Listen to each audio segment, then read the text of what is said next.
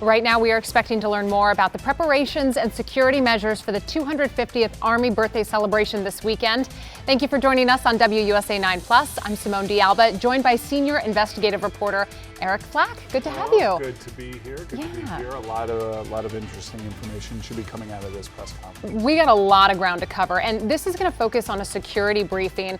We're expecting hundreds of thousands of people. I know you've been checking in on some of those numbers, and what's the latest on that? Yeah, so right now the Army says they're expecting 200,000 people to line the streets of D.C. for this parade. We're about to hear from a joint federal and local law enforcement response team that's going to include the Secret Service, Park Police, FBI.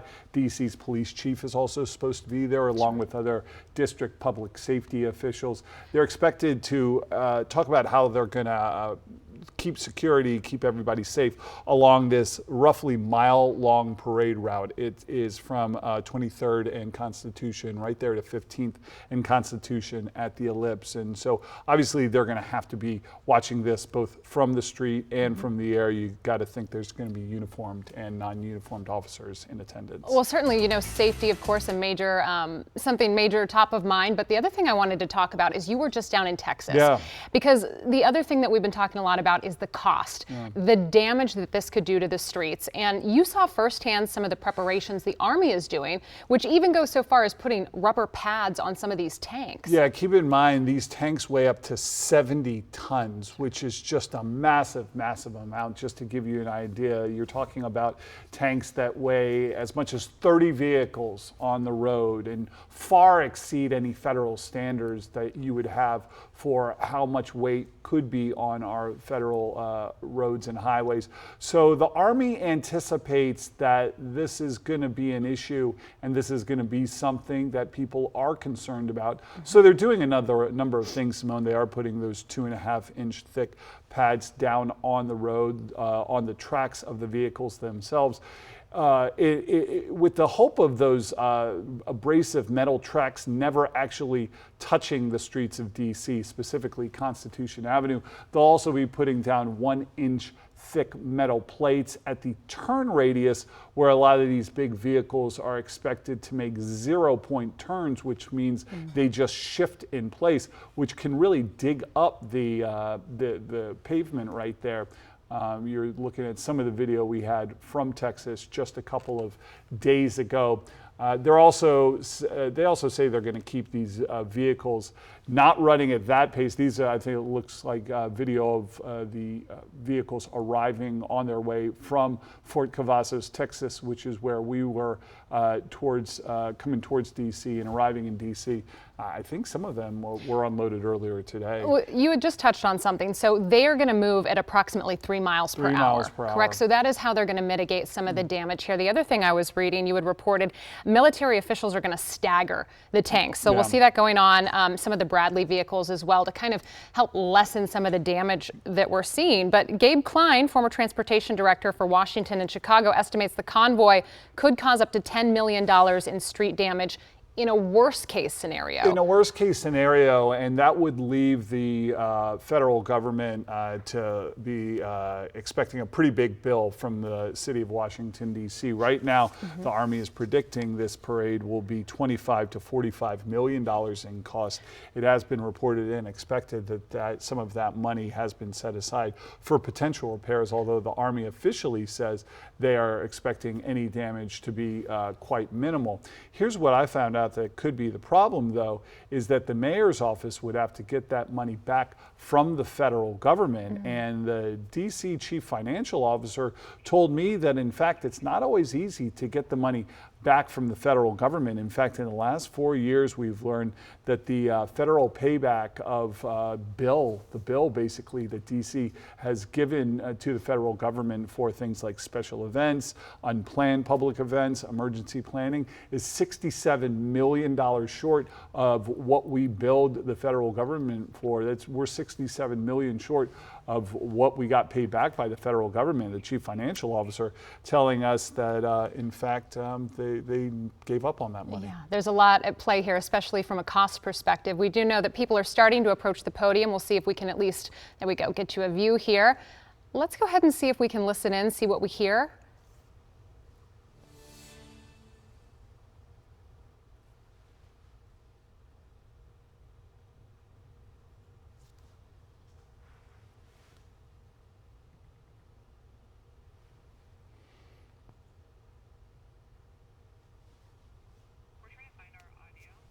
Okay, we are trying to find our audio at the moment. I'm going to stand by and we'll wait for.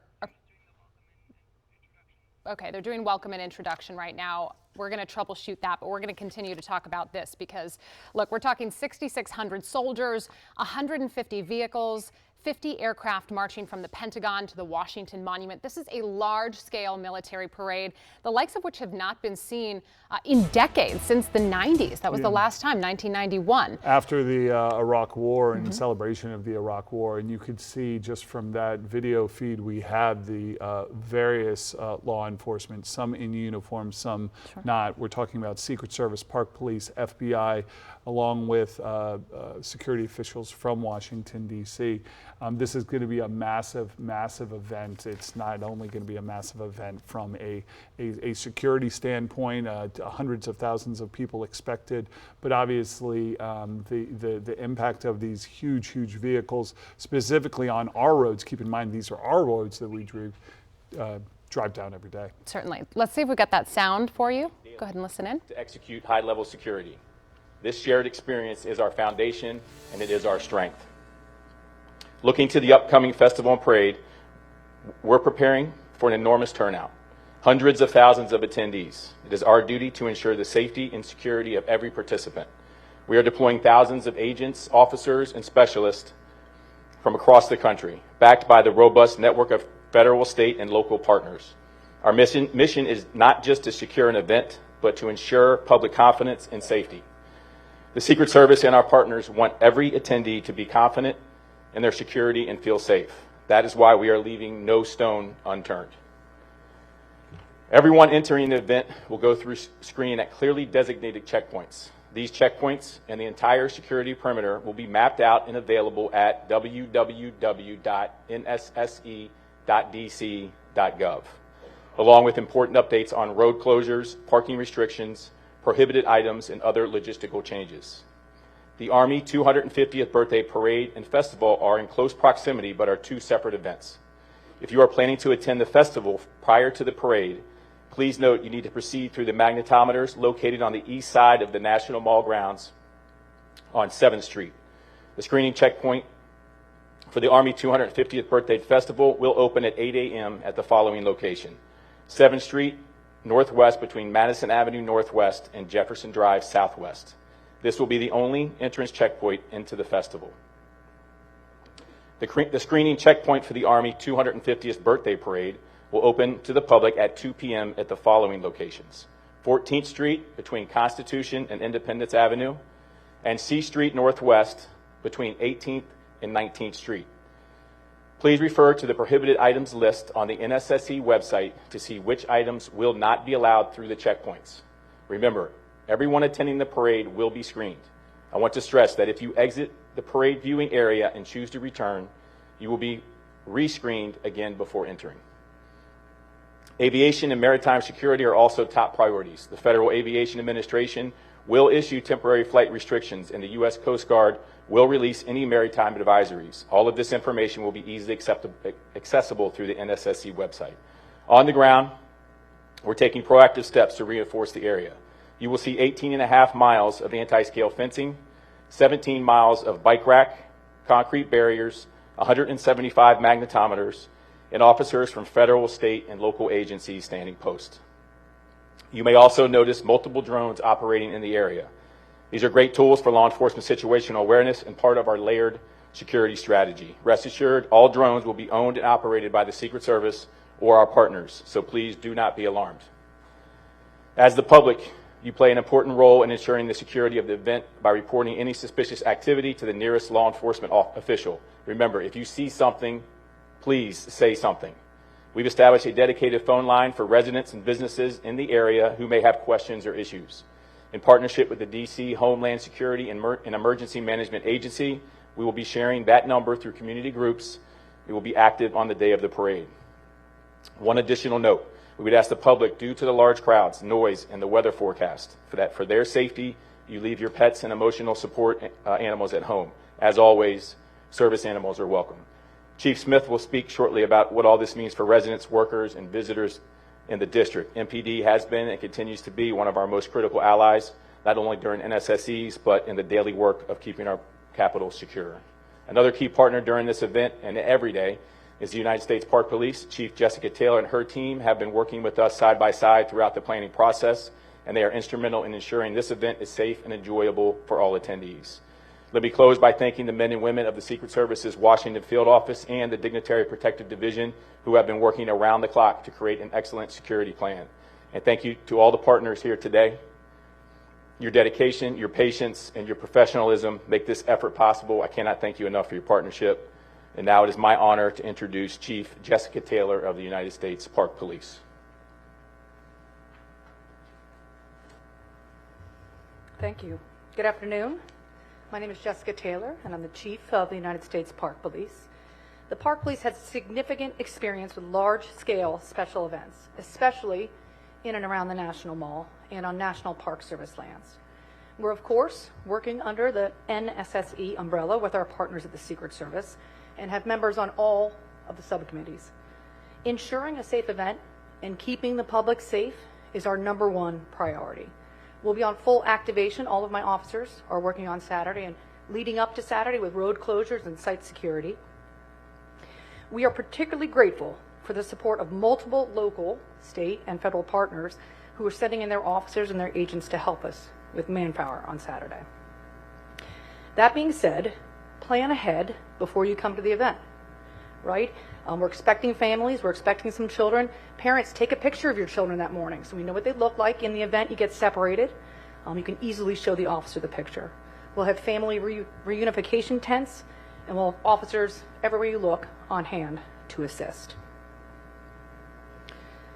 I am extremely confident in the security site footprint we have put together for this event, and we're looking forward to a safe and enjoyable event on Saturday. Thank you. I'm sorry. I'd now like to introduce FBI Special Agent in Charge Bates. Thank you, Chief Taylor. Good afternoon. I'm Philip Bates, Special Agent in Charge of the Washington Field Office of the FBI.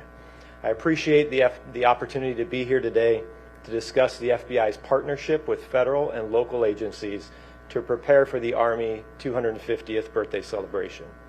As was noted, this is our 5th NSSE of the year, and each one brings different challenges that we must address. But the partnerships remain the same, and our understanding of each agency's unique capabilities and strengths makes us a strong team. For this event, the FBI has lead federal law enforcement responsibility for crisis management, counterterrorism, and intelligence analysis. The FBI will activate a command post at our Washington field office. The command post serves as a central hub for employees to gather intelligence, assess potential threats, coordinate investigations, and surge resources as needed. We're not currently aware of any credible threats to the Army 250th birthday celebration. However, we continue to work closely with our partners and share information to identify and disrupt any threats that may emerge. As always, we remind the public to remain vigilant and to report any suspicious activity to law enforcement immediately. We look forward to working with our partners to ensure that the event is held safely and securely. I'll now turn the podium over to Chief Smith from MPD. Thank you, Special Agent Bates, and good afternoon, everyone. I'm Chief Pamela Smith, Chief of Police of the Washington Metropolitan Police Department. At Metropolitan Police Department, we have been working very closely with our local, state, and federal partners in preparation for the 250th Army Birthday Parade. I want to reiterate Special Agent Bates and with regards to what he said, that we have been constantly working together to monitor intelligence, and there are at this time no known credible threats to this event.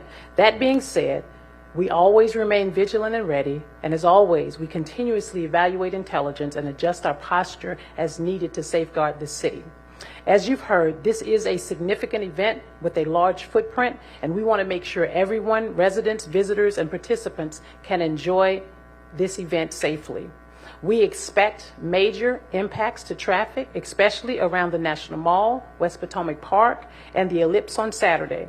There will be numerous road closures and parking restrictions in place, and we strongly encourage the public to plan ahead, allow extra travel time, and consider using Metro Transit or other public transportation options. Maps, closure lists, and other important information are available at nsse.dc.gov, and we'll continue to push updates through MPD's social media channels. MPD is no stranger to large events like this one. We will be enhancing our posture across the city. MPD will be in full activation beginning Saturday morning. This ensures that we have the staffing and resources available to support this event while still answering calls for service and maintaining coverage across all 7 of our police districts here in DC. I cannot emphasize enough, your safety remains our #1 priority. We are deploying specialized teams to support our federal partners and staying ready to respond whenever needed. As always, we also rely on the public to be the extra set of eyes and ears. If you see something suspicious, please say something. Call 911 in an emergency or reach out to our tip line at 202-727-9099 or text 50411. We thank everyone in advance for your patience and cooperation, and we look forward to a safe and successful event. Thank you, and I will now turn it over to Maurice McKinney, Deputy Chief of Metro Transit Police Department. Good afternoon, everyone. Maurice McKinney, Deputy Chief, Metro Transit Police, Special Operations Bureau. Metro will support the Army 250 by operational support that we will increase staffing at all of the stations surrounding the parade and festival routes. Metro Transit Police will increase officer presence in and around all of the stations to include Smithsonian, Archives, Federal Triangle. As it relates to rail operations, Metro will operate on a normal service. There will be, my apologies, Metro will operate on normal service, and I cannot believe I did that. Those heading to the National Mall for this festival are advised to use other stations to include Federal Triangle, Federal Center, LaFont Plaza. Due to the security perimeter at the National Mall, the Smithsonian station on the Jefferson side will be closed. Customers can access the Smithsonian Metro station through the Independence Avenue side. Those viewing the parade can access the station through Farragut West, Farragut North, Federal Triangle, and Archives Metro station. The following Metro bus routes will have detours or delays: the 7A, the 10A, the 16A, the 16C, the 16E, the 22A, the 32, the 36, the 70, the 79, and the P6. Customers are encouraged to download the Metro Pulse app for real-time bus and rail operations. Thank you. And with that, we'll take your questions. Will there be any changes to protocol, the ramping up of additional security? Oh, thank you very much. Okay. I'm Jackie with News Nation. Will there be any additional protocols, ramping up of security, anything in response to what is currently taking place in LA regarding ICE raids and protests there? So given that this is an NSSE, we plan for those things ahead of time. So since April 22nd, we've been planning for this, which is shorter than normal, but we are paying attention, obviously, to what is happening there, and we'll be ready for that if it were to occur here for the Army 250. Next.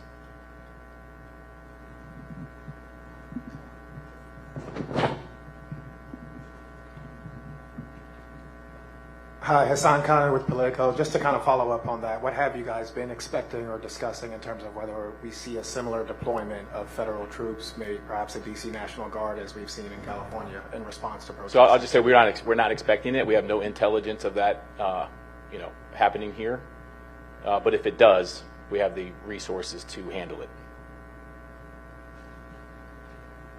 Right here in front. Excuse me. Ma'am. Oh. Hi there. Thank you so much. Sure.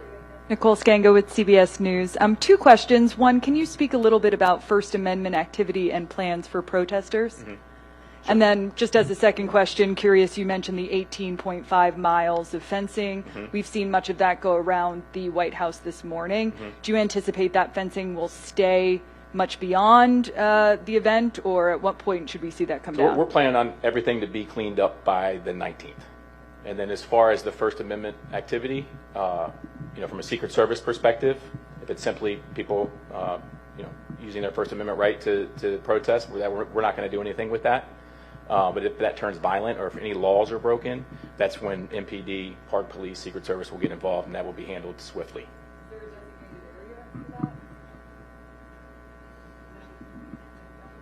You want to take it? Yeah. So the National Park Service handles the permitting process, right? So we have several permits currently pending. From what we've reviewed thus far in our communications list, we don't have any significant concerns. We don't have a designated area according to the permit, they'll request where they want to be, and the National Park Service will make a decision based on the NSSE and the security perimeter. But First Amendment activity, significant experience with all the events in the mall, right? So certainly the Park Police and MPD is well prepared.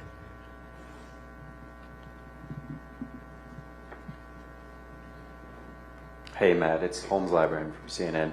I'm curious, what is the number that you're really expecting right now for counter-protesters? I know you mentioned in terms of attendees, we're talking hundreds of thousands. Mm-hmm. Are we seeing anywhere near that number for counter-protesters? No, not even close. We're tracking about 9 First Amendment activity demonstrations. No, but nowhere. I'm not going to get into the exact number, but it's not that high. And then, is there a plan in place to call National Guard if needed? We actually have National Guard. You already have it. Yeah. They're working the event, so they will be here. But we also have a robust plan for civil disturbance. What's the number of National Guard here? Again, I'm not going to talk about numbers just for security reasons. But between CDU units that we have from multiple agencies and the National Guard, I'm very confident in the plan we have. Thanks. Yep.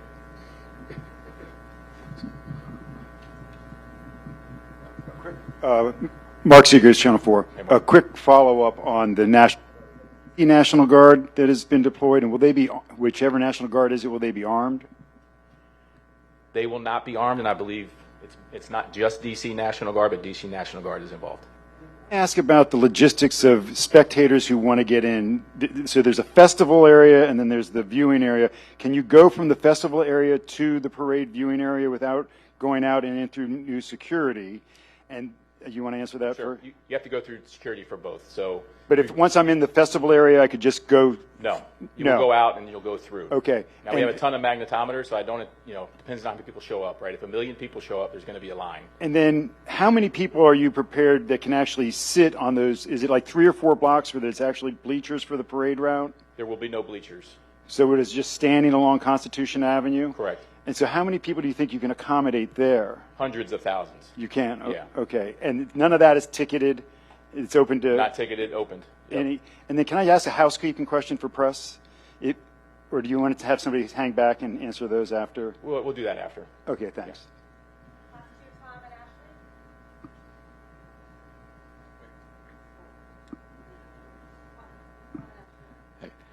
Wanted to ask, first off, related to what you were just talking about, will there be people on both sides of Constitution to watch it, or just the north side? The majority of people will be on the south side of Constitution. Okay. And there will be some available area on the north side. And this may be more for the MPD chief here, Smith, but we unfortunately had the double stabbing and the shooting this weekend while World Pride was going on, not right where the parade was. What do you do to prevent something from happening, not necessarily right at the parade, but in the area not too far from it like that this weekend? Well, we're prepared. I think as law enforcement personnel, we've already gone through the executive steering committee with regards to the resources that we'll have allocated to the 250th, and that's the same thing we would do in any other special event that we have across the city. Making sure our resources are available. If something happens, being able to redeploy those resources to those areas. Follow up real quick. How much are you helping Park Police? Is this like an all hands on deck day for you as well? I stated in my remarks that this is full activation. Okay, and that means that's throughout the city, though, right? Not just here, or it's throughout the city. Of course, I still have to maintain the rest of the 7 districts across the city. Okay, and are you confident you have enough to do all of that? I'm confident. Thanks, Chief. Sir. Ashley Parker from The Atlantic. This might be more for someone from the mayor's office, but the White House had said that they were working with the mayor and her team to make sure there were precautions in place so that, for instance, the streets would not be damaged from the tanks. They mentioned potentially putting down steel plating, but they weren't sure that had been confirmed. Can someone talk about what steps the city is taking, again, to help protect the streets from the wear and tear of the tanks and other equipment? Yes, thank you for the question. I'm Colonel Jess Curry, an engineer on the Army staff, as well as part of the U.S. Army Corps of Engineers. So if you go out to the parade route even today, you can see some of that work being put into place. And what that is it started weeks ago with assessments, working with National Park Service, Federal Highway Administration, and really bringing to bear the engineers from the U.S. Army Corps of Engineers, our expert engineers that around the world assess the impacts of these types of vehicles on all types of pavement. So they've done that assessment. Based on that, we put together the plan that you'll see being put at key locations around the route. Primarily, it is metal plating that's being put down to address those areas where tanks have to steer sharply, and we get some of it a grinding reaction from between those tracks. Throughout the straightaways, we really have very little or low concerns that there will be any other damage. The plates and where we're putting them is designed to minimize or eliminate all possible damage. So that's ongoing now. Will be in place before the parade begins, and will come up immediately after. Is there anything beyond the plates, or is that sort of is there anything beyond the plates, or is that kind of the bulk of it? Well, thanks for asking, because there is. That is certainly the most visible thing that everyone's going to be able to see out along the parade route. But in addition to that, we're putting down a lot of matting in the staging areas, things, again, to just mitigate any potential. We're using an abundance of caution. We want to protect these streets. This is our capital city as well, so we're committed to ensuring that we minimize any possible damage. But in addition to the protective measures being put on the road, what you can also see during the parade is the tanks all have brand new rubber track pads placed on them, which increase the padding that they have underneath each track to minimize that potential damage. And it's a parade, so they're going to be moving slowly. They're going to be very careful. The operators that are coming with the units to this parade they're very, very well trained at what they do, and give us complete confidence that we're going to be able to execute this parade with little to no damage to the DC streets. Thank you, everyone. Hey, good afternoon. Sharon Kirschbaum from the District Department of Transportation. So while the parade route itself is on National Park Service roads, for the vehicles to get to the parade route, they will be riding on district government DC land and roads. And one of the other things that we do, as we would for all oversized and overweight vehicles, we require that they receive a permit. And when they apply for the permit, we take a look at the weight, and then we work together on the route to make sure that if they're covering any bridges or any other vulnerable roadways, that they can withstand the weight. And then we give recommendations in terms of the spacing and in terms of the speed to make sure that there's no other damage done.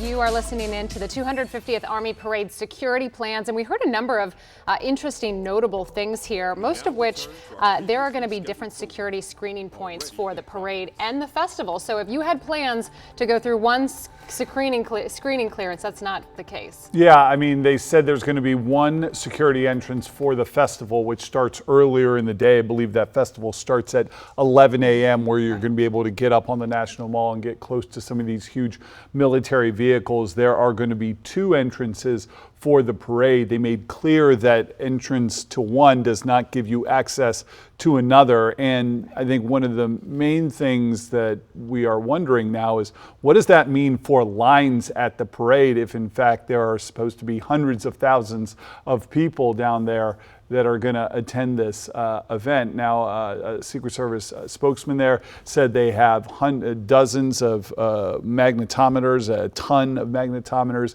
and doesn't expect any sort of huge lines. He said unless 1 million people show up. I guess all of that remains to be seen, but certainly something to keep an eye on there. They also, safety top of mind here. They were speaking a lot about, look, how much has gone into keeping crowds safe. They're expecting, 200,000 plus people showing up. They say they're not currently aware of any credible safety threats at this point in time. Also, something interesting, notable, they talked about weighing out each specific vehicle that is going to be on the roads. And we've talked about this as we were going into this press conference, but each one is going to be spaced a certain distance apart. Each one of them has rubber. There's metal plates on the road. Depending on which bridge they're going over, they've weighed everything out to try to mitigate some of the damage. Yeah, I think, no pun intended, there are a lot of moving parts with this parade, not just protecting DC streets, the rubber track pads, the metal sheets that are going to be down on the road, the fact that these vehicles are going to be moving slow and staggered to not put too much weight on Constitution Avenue, but also just from a security standpoint. Hundreds of thousands of people. They're going to have drones in the air. They want you to know that those are part of the law enforcement response. There's going to be Secret Service, local, state, federal law enforcement. Look, this is really going to be a moment for Washington, D.C. I wanted to give you some more context here. This is the first time that we've seen heavy armor artillery like this moving through the streets like Constitution Avenue since the 90s. Since 1991, that was the parade celebrating the end of the Gulf War. And we've been talking a lot about protective measures for the streets. It is notable because that past military parade, the one that celebrated the Gulf War, the Victory Parade, caused significant damage despite similar protective measures in place. And that's something we're going to be contending with for who knows how long to come. And Simone, as we sit here and speak right now, they confirmed fencing going up across the city right now, 18.5 miles of fencing that are going to be as part of that protective perimeter. We've already seen that fencing going up around the White House. They say expect that to continue and expect that fencing to be brought down, they hope, quite shortly after this parade. I wanted to talk too, because you were just down in Texas. You were at Fort Cavazos, Texas, seeing some of the tanks that are coming our way. From your perspective, what was it like to be on them, just to see the sheer size and magnitude of what's just going to be rolling down Constitution Avenue? They are massive. I'm 6'4", and these tanks just towered over me. And keep in mind, the tanks are the biggest bad boys that they're going to have. Right. But these Bradley fighting vehicles are also extremely, extremely large.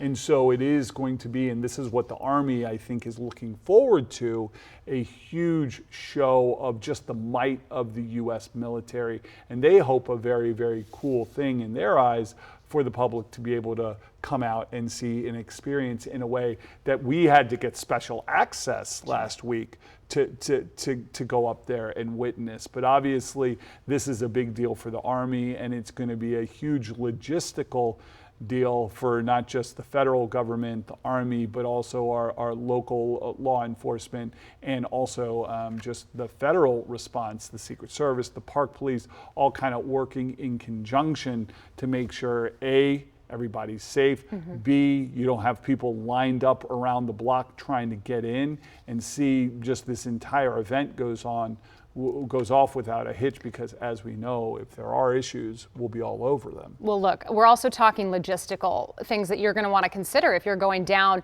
for this parade, for the festival.